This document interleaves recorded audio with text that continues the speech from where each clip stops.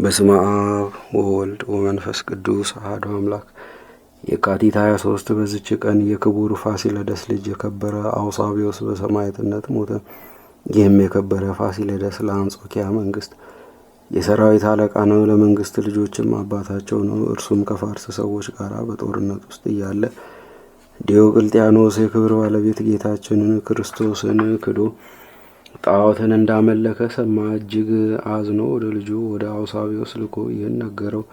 የከበሩ የቤተ መንግስት ሰዎች ዘመዶቹን ዳግመኛ ጠራቸው። እነርሱም የንጉሥ ልጅ ዮስጦስ፣ አባዲር፣ ገላውዲዮስ እና ቴዎድሮስ ከእርሳቸውም ጋር ያሉትን ጠርቶ ስለ ከሃዲው ንጉሥ ነገራቸው። ሁሉም እጅግ አዘኑ። ዳግመኛም እንዲህ አላቸው፣ እኔ ስለ ፈጣሪ ስለ ክርስቶስ ስም ደሜን አፈሳለሁ። ሁሉም በዚህ በጎ ምክር ተስማምተው እርስ በርሳቸው ተማማሉ። ጠላቶቻቸውንም ድል አድርገው ወደ ሀገራቸው በተመለሱ ጊዜ ንጉሡ ከሰራዊቱ ጋር ወጥቶ በደስታ ተቀበሏቸው። ከዚህም በኋላ የቅዱስ ፊቅጦር አባት ህርማኖስ ለቅዱሳኑ ጣዖትን እንዲያቀርብላቸውና እንዲሰግዱለት ንጉሡን መከረው። ንጉሡም ህርማኖስ እንደመከረው አደረገ። በዚያንም ጊዜ ቅዱሳንን ጠርቶ እንዲህ አላቸው፣ እኔ እጅግ እንደምወዳችሁ እናንተ ታውቃላችሁ።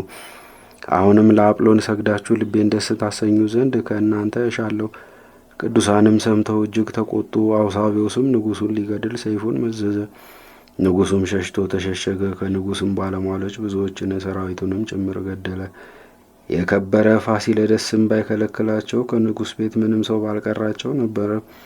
ከዚህም በኋላ ደግሞ አውሳብዮስን ወደ ግብፅ አገር ወስደው በዚያ ይገድሉት ዘንድ ህርማኖስ ንጉሡን መከረው። እርሱ በዚች አገር ከኖረ የአገር ሰዎችን በላይ ያስነሳብሃልና ያሰብከውን ምን መስራት አትችልም አለው። ንጉሡም ቅዱስ አውሳብዮስን ጽኑ ስቃይን ያሰቃዩት ዘንድ ወደ ግብፅ አገር ወደ ቅፍጥ ገዢ ሉሊያኖስ ዘንድ እንዲወስዱት ጻፈ። ወደ መኮንን ሉሊያኖስም በደረሰ ጊዜ በመንኮራኩር ሕዋሳቱን በመቆራረጥ በግርፋት አሰቃዩት።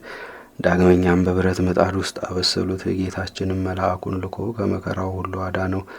አጽናንቶና አረጋግቶ ያለ ጉዳት አስነሳው። ነፍሱንም ተድላ ደስታ ወዳለበት ገነት ወሰዳት። የጻድቃንና የሰማዕታትንም መኖሪያ አየ። ለእርሱና ለአባቱ ለዘመዶቹም ያዘጋጀላቸውን ቦታዎች አይቶ ነፍሱ እጅግ ደስ አላት። ከዚህም በኋላ ወደ እሳት ማንደጃ ውስጥ ይጨምሩት ዘንድ መኮንኑ አዘዘ። ያን ጊዜ ከእግዚአብሔር የታዘዘ መልአክ ወርዶ እሳቱን እንደ ጠላ ቀዝቅዞ ያለ ጥፋት የከበረ አውሳብዮስን አወጣው።